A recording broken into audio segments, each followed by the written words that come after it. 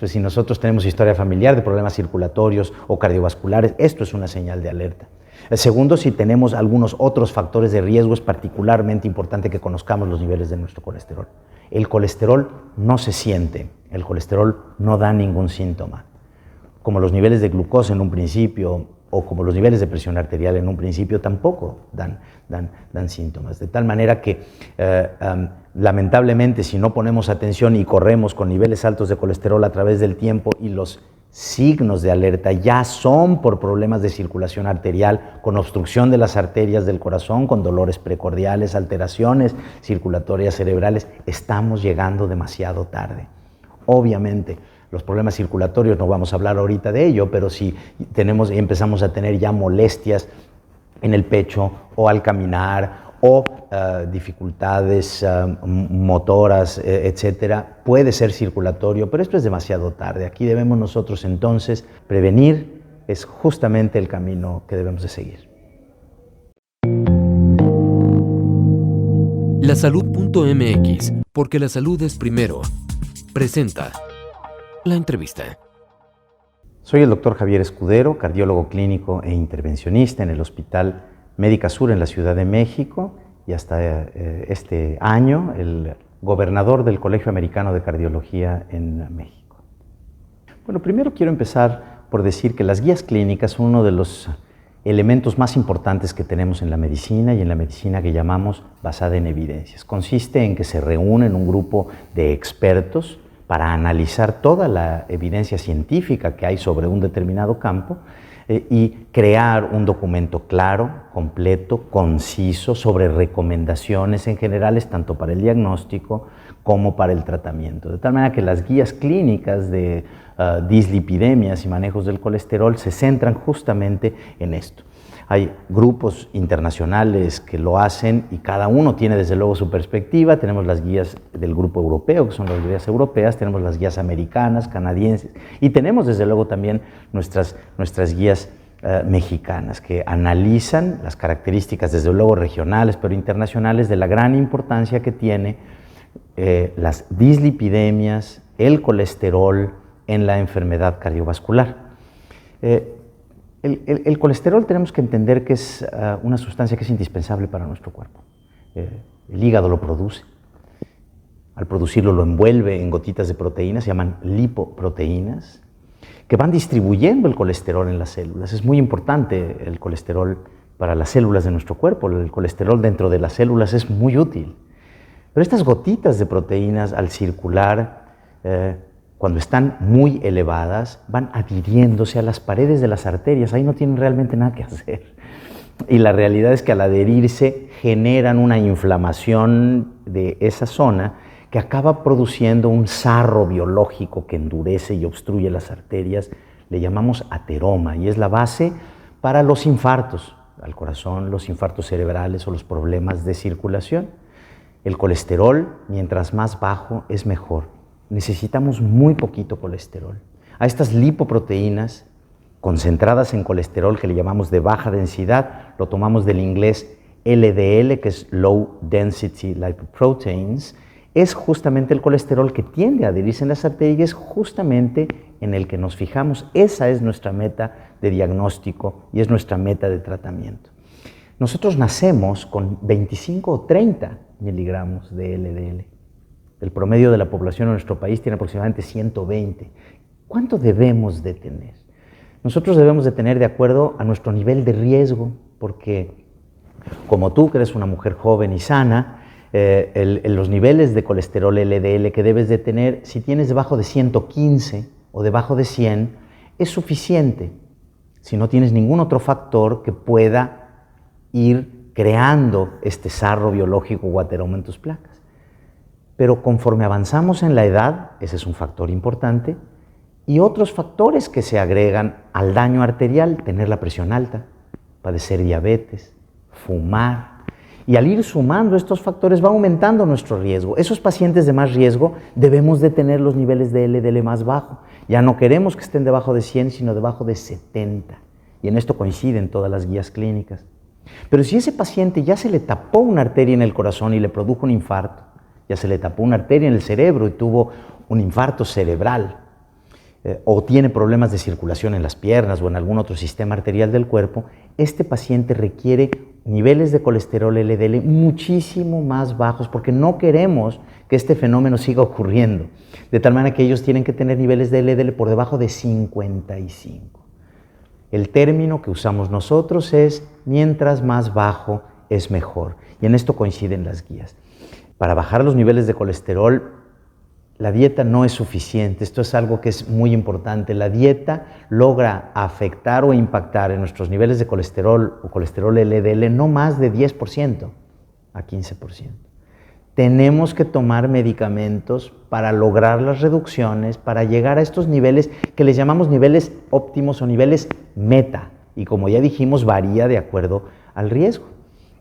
Los medicamentos que han demostrado llevar muy eficazmente a los pacientes a estos niveles deseables, con muy buena tolerancia, con muy pocos efectos secundarios y muy eficazmente, son los medicamentos que se llaman como grupo las estatinas.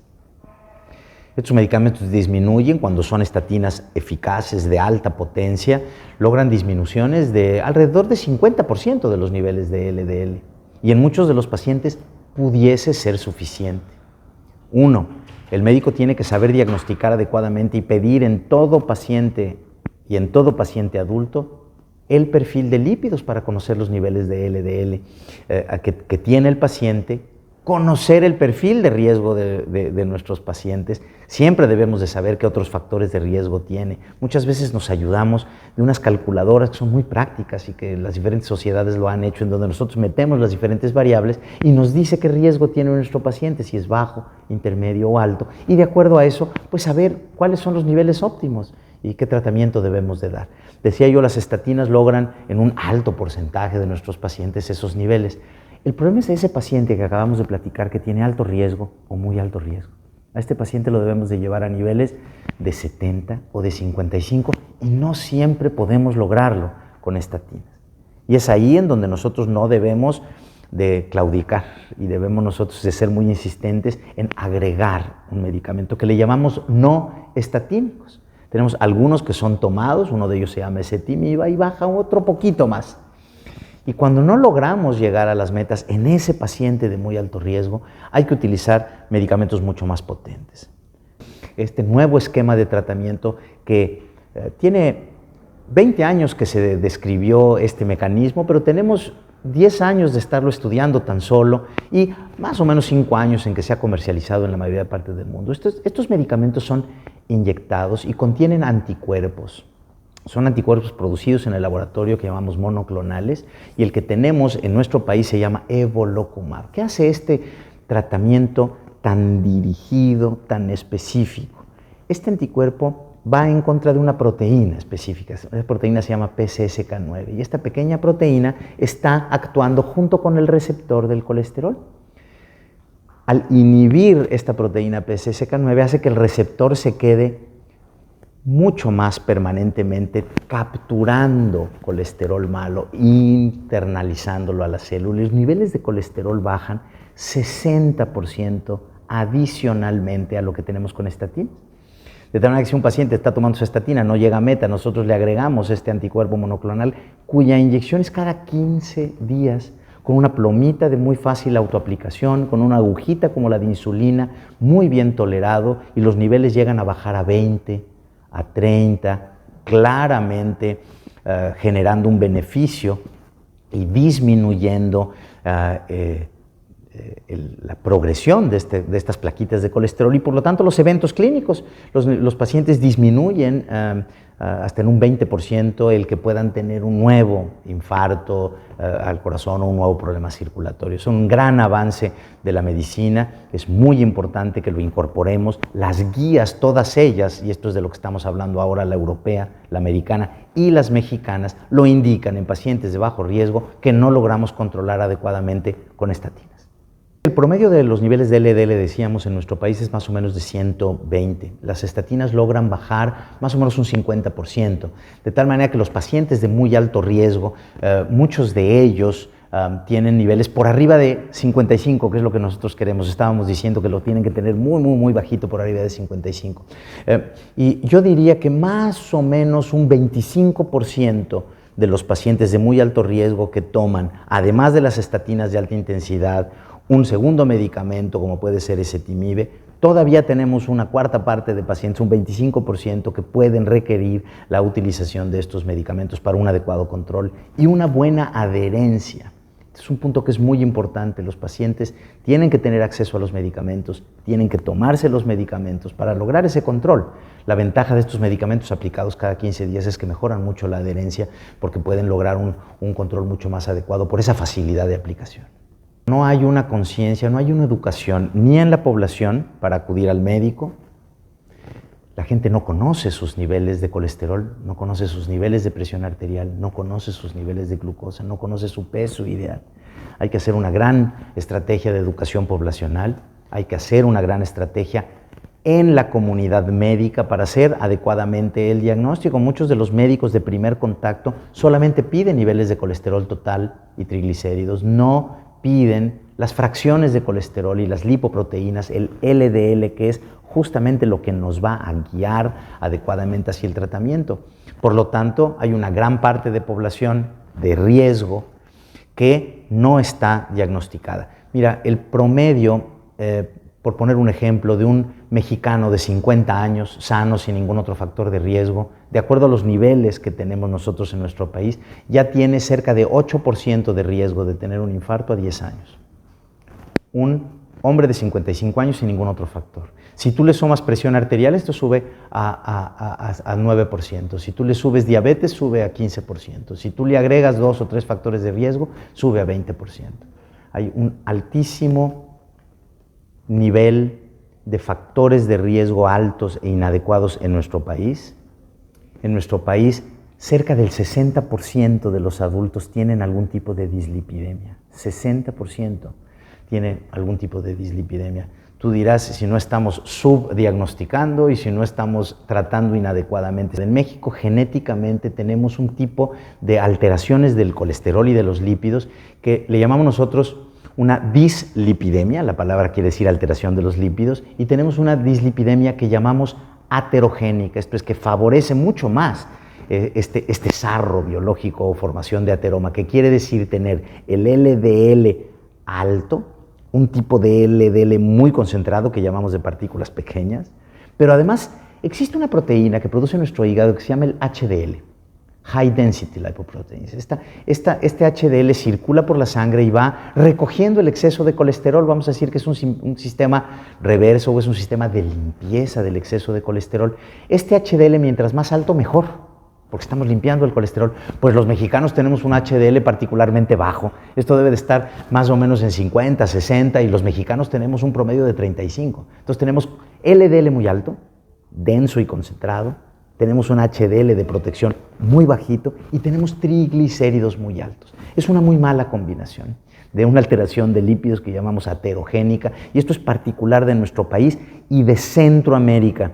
En Sudamérica, en Argentina y Chile no tienen tanto esta circunstancia, pero ojo, en toda Latinoamérica la primera causa de muerte en el mundo son los problemas de enfermedad cardiovascular, y más o menos en todo el mundo entre el 40 y el 60% tienen algún tipo de dislipidemia.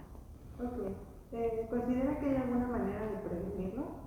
Pero por supuesto, de eso estamos hablando en principio. Uno, hay que tener una muy buena educación que llamamos primordial, la educación que debe de haber en los niños desde las escuelas a tener un conocimiento del peso adecuado y una dieta adecuada es muy importante. Hay varios programas que se han iniciado en Colombia, uno de ellos, en España, otro de ellos, educando a los niños a comer una alimentación mucho más sana, y funciona. Esto tenemos que hacerlo mejor. En las escuelas, enseñarles adecuadamente estos factores de riesgo y una salud más adecuada, y conocer. Todo adulto debe de conocer sus niveles de colesterol, fracciones de colesterol, presión arterial, peso ideal y niveles de glicemia. Estos son los factores de riesgo fundamental y todos debiéramos de conocerlo como conocemos nuestra dirección y nuestro teléfono. Y todo mundo y todo adulto debe de acudir a una consulta médica para ello. Y en los adultos mayores de 40 años, en el caso de los hombres, o mayores de 50 años, tienen que tener una consulta cardiológica en donde se debe de evaluar cuál es la circunstancia de su situación cardiovascular. Ahí es la base de la prevención, porque conociendo El problema es que podemos nosotros atacarlo desde un inicio y prevenirlo. Esta es una enfermedad que depende no nada más de los niveles de colesterol, sino del tiempo.